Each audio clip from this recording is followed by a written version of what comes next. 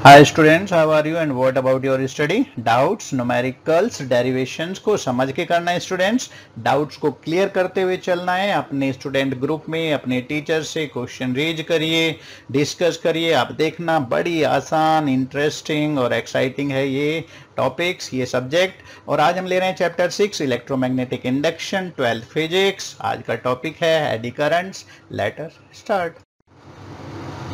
आज का टॉपिक लेने से पहले थोड़ी सी बातें करेंगे students. Can you imagine first braking without friction? क्या आप इमेजिन कर सकते हैं कि ब्रेकिंग विदाउट फ्रिक्शन अप्लाई हो सकता है? जैसे अब तक जो हमने पढ़ा है कि ब्रेक्स तब अप्लाई होते हैं जब मशीन के दो पार्ट्स के बीच में फ्रिक्शन होता है, व्हीकल्स में या किसी मशीन में। और सेकंड आप इमेजिन करके देखिए स्टूडेंट, फर्नेस विदाउट हीटिंग। आप मटेरियल को या कह सकते हैं मेटल को मेल्ट कर सकते हैं क्या विदाउट हीटिंग? क्या ये पॉसिबल है? तो आप देखते हैं आज की स्टडी के बाद, आप देखोगे, आप समझ जाओगे ये पॉसिबल है या नहीं है। Very interesting. तो स्टार्ट कर लेते हैं स्टूडेंट्स। हमने पढ़ा है कि जब किसी सर्किट में से या कहिए कॉइल में से पास होने वाला फ्लक्स चेंज होता है, जैसे हम मैग्नेट को पास लेके आते हैं, आपने फैराडे एक्सपेरिमेंट में पढ़ा था, रिकॉल करिए। तो यहाँ change, rate of change of flux की वजह से एक ईएमएफ इंड्यूस होता है सर्किट में, और अगर आपका सर्किट क्लोज है स्टूडेंट्स तो करंट इंड्यूस्ड होती है, इंड्यूस्ड करंट। तो लेकिन अगर आप सोच के देखिए स्टूडेंट कि अगर ऐसे रीजन में, चेंजिंग मैग्नेटिक फील्ड रीजन में, जहां पे मैग्नेटिक फील्ड चेंज हो रहा है, एक बल्क पीस ऑफ मटेरियल रखा हो, एक मटेरियल रखा है वन पीस, और इसके पास आप मैग्नेट लेके आ रहे हो, यानी कि इसके थ्रू पास होने वाला फ्लक्स चेंज हो रहा है, तो तब क्या होगा स्टूडेंट्स? तो वेरी इंटरेस्टिंग, यहां पे भी करंट इंड्यूस्ड होती है स्टूडेंट्स, और वो करंट होती है सर्कुलेटिंग, इस तरह से करंट होती है, और इन्हीं को हम एडी करंट कहते हैं। यही आज हम स्टडी करने वाले हैं। Very interesting. तो इंड्यूस करंट होती है बल्क पीस ऑफ मटेरियल में, जिनको हम कहते हैं एडी करंट्स। तो वेरी इंटरेस्टिंग। तो आपसे कोई पूछे व्हाट इज एडी करंट, तो eddy currents are the current induced in bulk piece of material when it is placed changing magnetic field region. So you can write an eddy current is a current set up in a conductor in response to a changing magnetic field. यानी कि conductor अगर changing magnetic field में है तो वहां पे उस magnetic field के चेंज होने की वजह से उसका अपोज करने के लिए, आपने पढ़ा है इंड्यूस करंट हमेशा अपोज करती है लेंज लॉ के हिसाब से, और उस कोज का जिसकी वजह से वो प्रोड्यूस हुई है। तो एडी करंट भी यहाँ पे लेंज लॉ के अकॉर्डिंग फ्लो करते हैं स्टूडेंट्स, और ये उस कोज का, यानी कि changing magnetic flux through the conductor का अपोज करती है, यानी कि ऐसी डायरेक्शन में फ्लो करती है कि जिससे उस कोज का अपोज कर सके। तो इसको हम समझने के लिए यहाँ पे ये डायग्राम देखिए आप, यहाँ पे ये बल्क पीस ऑफ मटेरियल रखा है, कंडक्टिंग मटेरियल, और इसके अंदर से आपने एक ऐसा कॉइल रखी जिसके अंदर आप करंट चेंज कर रहे हो।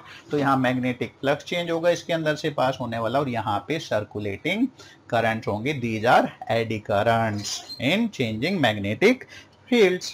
यहाँ पे आप देखिए लेफ्ट जो आपका है इलेक्ट्रोमैग्नेट, लेकिन इसमें अभी करंट नहीं है तो ये मैग्नेट की तरह काम नहीं करेगी।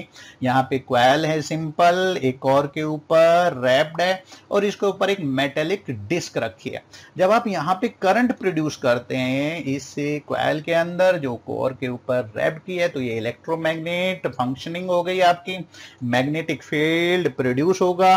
तो जीरो पहले था, अब यहाँ पे कुछ मैग्नेटिक फील्ड है, तो मैग्नेटिक फील्ड में चेंज हुआ, जिसकी वजह से ये जो डिस्क है इसके अंदर से पास होने वाला मैग्नेटिक फ्लक्स चेंज होगा, यानी कि फील्ड चेंज होगा, और उसकी वजह से फ्लक्स चेंज होगा, और इसके अंदर एडी करंट फ्लो करेगी। और एडी करंट देखिए ऐसी डायरेक्शन में फ्लो करेगी स्टूडेंट की जिससे उसका वो अपोज कर सके।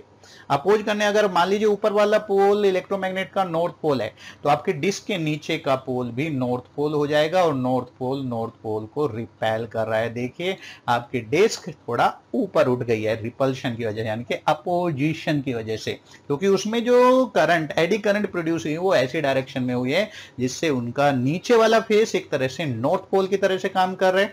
अगर आपके इलेक्ट्रोमैग्नेट का ऊपर वाला पोल नॉर्थ पोल है तो वो रिपल्शन होगा, इसी वजह से आपकी डिस्क थोड़ी ऊपर उठ गई है। तो बड़ा अच्छा इलस्ट्रेशन है, समझिए इसको, वेरी इंटरेस्टिंग। नेक्स्ट,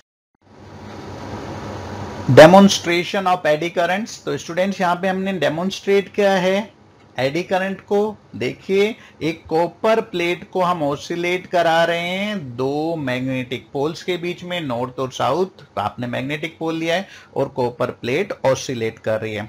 और जब कॉपर प्लेट ऑसिलेट करेगी स्टूडेंट्स तो ये दोनों पोल्स के बीच में आएगी और दोनों साइड ये बाहर जाएगी बारी बारी से। तो इसके अंदर से पास होने वाला मैग्नेटिक फील्ड चेंज होगा और आप कह सकते हैं मैग्नेटिक फ्लक्स चेंज होगा।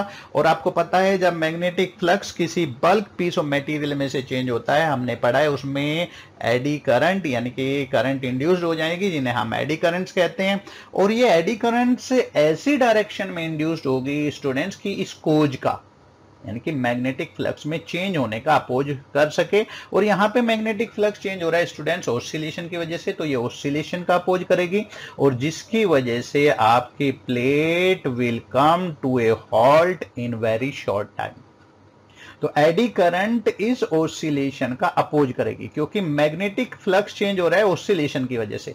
तो एडी करंट ऐसी डायरेक्शन में प्रोड्यूस होगी कि इस ऑसिलेशन का अपोज कर सके और आपकी प्लेट वेरी शॉर्ट टाइम में हॉल्ट में यानी कि स्टॉप हो जाएगी, ऑसिलेशन डेड हो जाएंगे।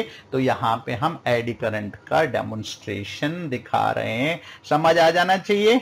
Next, reducing AD currents. तो स्टूडेंट्स अभी हमने जो पढ़ा था कि कॉपर प्लेट के अंदर इंड्यूस करंट पैदा होती है जब वो एक मैग्नेटिक चेंजिंग मैग्नेटिक फील्ड में मूव करती है और यानी कि एडी करंट उसके अंदर प्रोड्यूस होती है। तो इन एडी करंट्स को हम रिड्यूस करने के लिए स्टूडेंट्स उस कॉपर प्लेट में अगर हम स्लोट कट लगा दें, रेक्टेंगुलर स्लोट उसमें से कट कर दें, तो जो एडी करंट है उसका जो यहाँ पे इफेक्ट था वो रिड्यूस हो जाएगा। बिकॉज पहले जो आपकी प्लेट थी उसके अंदर एडी करंट फ्लो कर रही थी इस तरह से, तो इसमें जो मैग्नेटिक मोमेंट होता है आपने पढ़ा है IA के बराबर होता है।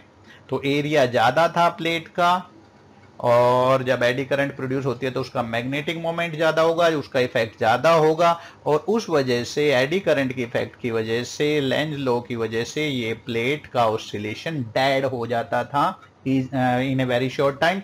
लेकिन जब हम इस तरह से रेक्टेंगुलर स्लोट लगा देंगे तो जो एरिया होगा करंट को मूव करने के लिए वो कम हो गया, तो मैग्नेटिक मोमेंट कम हो जाएगा आपकी प्लेट के अंदर जो एडी करंट है उनकी वजह से और इसका इफेक्ट कम हो जाएगा एडी करंट्स का। और इस तरह से जो स्लॉटेड आपकी प्लेट है ये काफी देर तक ऑसिलेट करती रहेगी।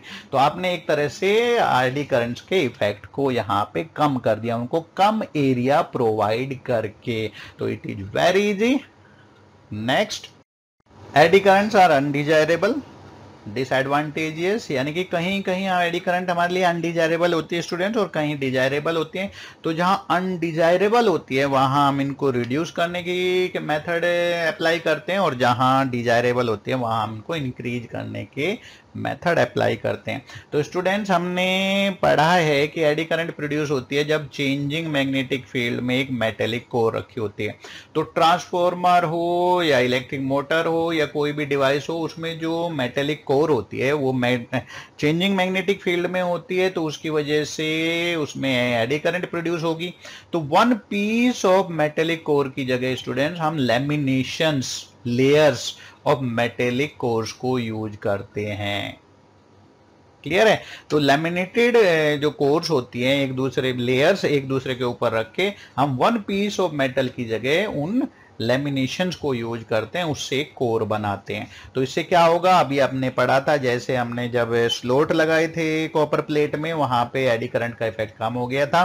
तो यहाँ पे भी हमारी लेमिनेटेड कोर की वजह से एडी करंट का इफेक्ट कम हो जाएगा। और the plane of the lamination must be arrange parallel to the magnetic field. तो मैग्नेटिक फील्ड के परपेंडिकुलर ना रख के, नॉर्मल ना रखें, जिससे नॉर्मल रखेंगे तो करंट को मूव करने के लिए ज्यादा स्पेस मिलेगा उसके पूरे एरिया पे। तो हम उसको मैग्नेटिक लेमिनेशन जो कोर्स होती हैं, प्लेन ऑफ लेमिनेशन, उसको हम मैग्नेटिक फील्ड के पैरेलल रखते हैं और पीसीज में रखते हैं। तो जिसकी वजह से जो इफेक्ट है एडी करंट का वो रिड्यूस हो जाता है। यहाँ पे ट्रांसफॉर्मर कोर दिखाई है, तो वन पीस ना लेके स्टूडेंट्स, प्राइमरी और सेकेंडरी कॉइल होती है और दो तरीके से हम उनको रैप करते हैं, जो हमने इसमें डायग्राम में, फोर्थ डायग्राम में दिखाया है। तो यहाँ पे one piece of metallic core now के लेमिनेशंस होती हैं। लेमिनेशंस को यूजिंग लेमिनेशन ऑफ मेटल हम मेटेलिक कोर को यहाँ पे फॉर्म करते हैं। और आपने अभी पढ़ा कि प्लेन ऑफ द लेमिनेशन हम उसके मैग्नेटिक फील्ड के पैरेलल रखते हैं, जिससे एडी करंट का इफेक्ट मिनिमाइज होता है और जो एनर्जी डिसिपेशन होता है वो मिनिमाइज हो जाता है। स्टूडेंट्स, ये बड़ा इजी है समझने के लिए। Next, advantages of eddy currents. अभी हमने स्टूडेंट पढ़ा था कि एडी करंट्स अनडिजायरेबल होती है, वहां हम उनको मिनिमाइज करने के मेथड अप्लाई करते हैं। और कुछ जगह पे एडी करंट स्टूडेंट्स हमारे लिए डिजायरेबल होती है, एडवांटेजेस होते हैं उनके, और वहां पे हम उनको इंक्रीज करने के मेथड अप्लाई करते हैं। तो मैग्नेटिक ब्रेकिंग इन ट्रेन्स, तो students braking, electrically power train में मैग्नेटिक ब्रेकिंग अप्लाई किए जाते हैं। और ये कैसे काम करते हैं स्टूडेंट्स, जब ड्राइवर को ट्रेन को ब्रेक अप्लाई करना होता है तो ट्रेन के नीचे के हिस्से में वो इलेक्ट्रोमैग्नेट को एक्टिवेट कर देता है, यानी कि उनके अंदर से करंट फ्लो कराता है। इलेक्ट्रोमैग्नेट वर्क करती हैं और वो रेल्स के ऊपर मूव कर रही हैं। तो जब वहाँ इलेक्ट्रोमैग्नेट एक तरफ से एक्टिवेट होंगी तो रेल्स के अंदर से पास होने वाला मैग्नेटिक फ्लक्स चेंज होगा, जिसकी वजह से रेल्स के अंदर एडी करंट प्रोड्यूस होगी, क्योंकि वो बल्क पीस ऑफ मटेरियल्स हैं। और एडी करंट्स ऐसी डायरेक्शन में प्रोड्यूस होंगी स्टूडेंट्स कि वे उसके ट्रेन के मोशन का अपोज कर सके। और क्योंकि यहाँ पे मैकेनिकल दो बॉडी आपस में रब नहीं कर रही हैं, तो ब्रेकिंग सिस्टम बड़ा ही स्मूथ होता है। स्टूडेंट्स, बड़ा इंटरेस्टिंग है, समझ के देखिए इसको। इलेक्ट्रोमैग्नेटिक डैम्पिंग, जब हम स्टूडेंट्स गैल्वेनोमीटर में रीडिंग लेते हैं तो उसमें अंदर जब करंट फ्लो कराते हैं तो गैल्वेनोमीटर की कॉइल ऑसिलेट करती है। तो गैल्वेनोमीटर की कॉइल को एक नॉन मैग्नेटिक मटेरियल कोर के ऊपर रैप किया जाता है, जिससे जब गैल्वेनोमीटर में करंट आए, आपकी कॉइल रोटेट करे, ऑसिलेट करे, तो वो मेटेलिक कोर के अंदर एडी करंट की वजह से ऑसिलेशन इजीली डेड हो जाते हैं और आपकी जो निडल है वो इन ए वेरी शॉर्ट टाइम वो ऑसिलेट करना बंद कर देती है और आप इजीली रीडिंग ले सकते हैं। क्लियर है?